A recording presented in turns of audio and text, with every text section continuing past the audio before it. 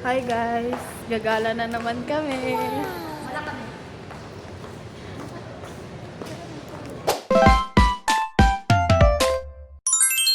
Hi guys! Welcome back sa video ng Squad Diaries! So for today's ganap is ang plan namin is pumunta dun sa mall na pinakamalaki dito sa Damam, yun yung Al-Otay Mall. Pero syempre bago ang lahat, nag-grocery na nga muna kami para kahit anong oras kami bumalik dito sa Lulu is hindi na kami madudumali pag-grocery. Saglit nga lang din kami nag-grocery dahil nga every week naman na kami nakakalabas kaya hindi na ganun kadami yung binibili namin. Kaya naman pagkatapos namin mag-grocery, nag-book na kami ng Uber dahil nga hindi naman kami pwedeng ihatid ng service doon kaya Uber na lang talaga. Hindi na nga muna kami kumain dahil nga gusto naming itry kung ano mang meron doon sa Al-Otay Mall dahil nga first time din naming makarating doon kaya hindi talaga namin alam kung anong dadat na namin. Although lagi namin itong nadadaanan kapag nagjo-duty kami pero hanggang labas lang talaga yung makikita namin. And talaga namang makikita mo na sa labas pa lang is sobrang ganda niya. Yung design niya is parang barko, sobrang laki at sobrang haba niya talaga and pagpasok namin sobrang lawak niya sa loob na para bang nakakaligaw. Sobrang dami ding exit and entrance na para bang mega mall. At pagpasok nga namin guys, sobrang nagandahan talaga kami na para bang ignoranteng mga to na hindi nakakakita ng mall sa Pilipinas. Sa sobrang lawak niya din, hindi namin alam kung saan yung uunahin naming libutin. At dahil nga pag ganitong day off ay hindi naman nagsisikain ng umaga at tanghalian dahil nga nagsisipag patanghaling gumising kaya ayan, nagutom na ang mga person. Kaya naman inuna na naming hanapin yung food court, so dahil nga hindi namin alam kaya nagtanong na din kami at nasa 4th floor nga siya guys. At habang papaakyat nga kami, sobrang dami naming nakikitang nakasale na mga damit kaya naman ang usapan talaga is daanan natin lahat na para bang may mga pang shopping tong mga to. At pagdating nga namin sa 4th floor, sobrang lawak ng kanilang food court and sobrang dami ding mga fast food. Pero ang ending, sa McDo din kami umorder dahil nga sobrang tagal na din simula nung nakapag-McDo kami. So nag-ice cream na din muna kami habang nag-iintay pa nung order at pagdating nga ng mga order namin, medyo nabusog na talaga sa ice cream kaya yung iba hindi talaga nila naubos. So kakain na muna kami guys at para naman paglilibot namin dito sa mall ay talagang busog kami dahil medyo malaki-laki pa yung lilibutin namin.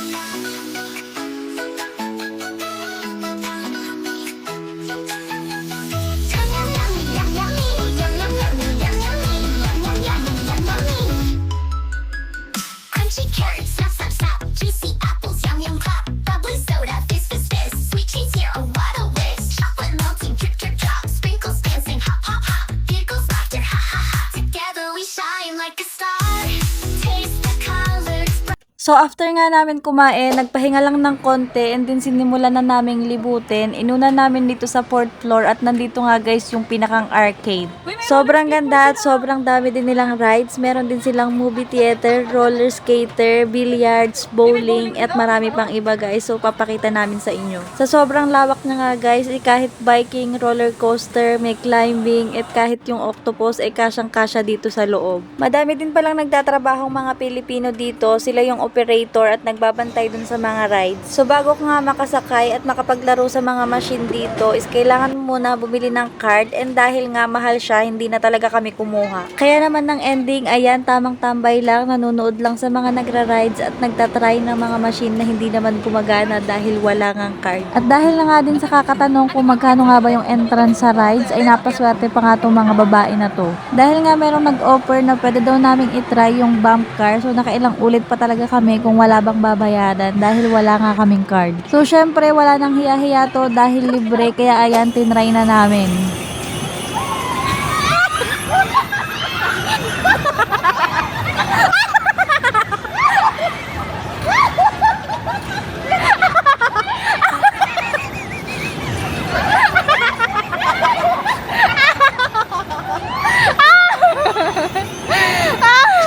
Nag-ikot-ikot na sila! Punta ka doon!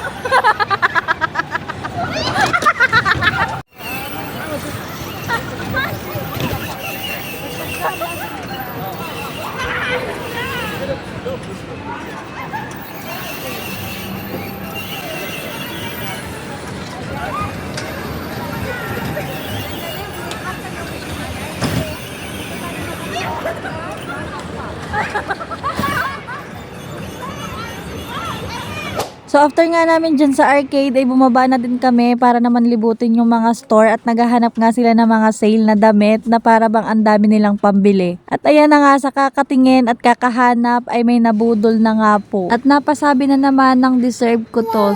Sobrang saya, sobrang nakakapagod, pero sobrang worth it ng gala na to. At nasabi talaga namin na babalikan namin to. Kaya kung malapit din kayo dito sa Al-Otay Mall, i-visit nyo guys. Sobrang ganda at sobrang lawak niya. So ayun guys, pauwi na din kami dahil tapos na ang ganap today. Kaya naman kung nakaabot ka hanggang dito at nagustuhan mo tong video na to, please like, share, and paki-follow na din ng page namin. Thank you so much. Bye-bye!